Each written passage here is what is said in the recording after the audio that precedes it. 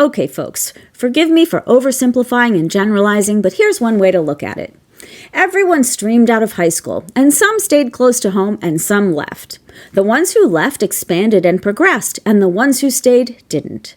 For the ones who stayed, maybe there weren't a lot of opportunities around them that matched who they were, and maybe they got saddled with being the glue holding together the difficult members of the family, and maybe they always wished they had left, and maybe they assumed they were judged by the ones who left for not having done so.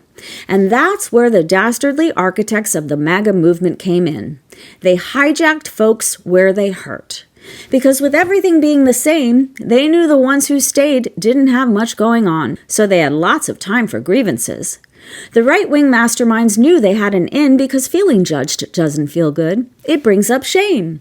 Shame has all kinds of nasty roots that make it unbearable, so it becomes a feeling that likes to be covered up with anger. And how else to get to anger quickly than to aim it at a villain worthy of anger? Boom! An angry rush of relief. All the Republican handlers had to do was make up people to be angry at.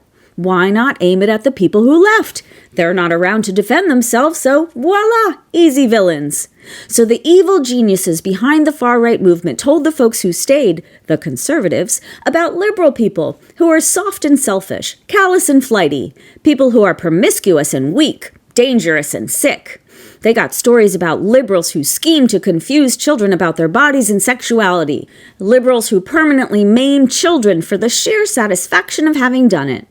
They got stories about people who treat pregnancies like gel manicures and who conspire to give away the bulk of our taxpayer dollars to migrants and drug addicts.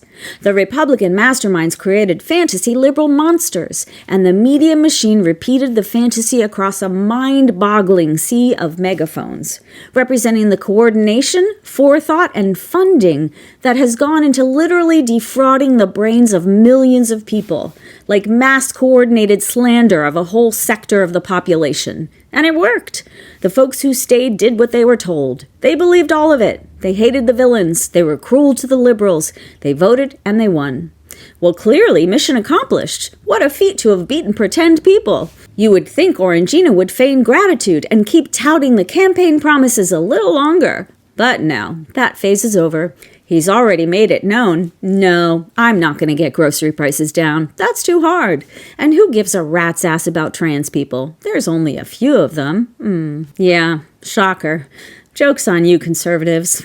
Also, tariffs will come out of your pockets, not other countries, and deportation will spike inflation.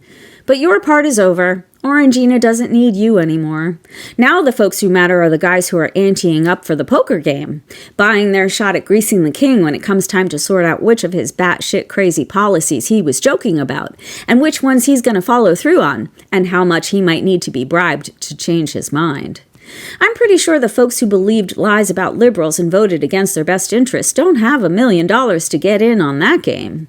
The question is, when libs come home for the high school reunion, will the conservatives who stayed home be able to tell the libs aren't the villains they've been made out to be? Will conservatives regret calling them baby unalivers and trans pushers when they see liberals playing with their kids at the park just like every conservative parent?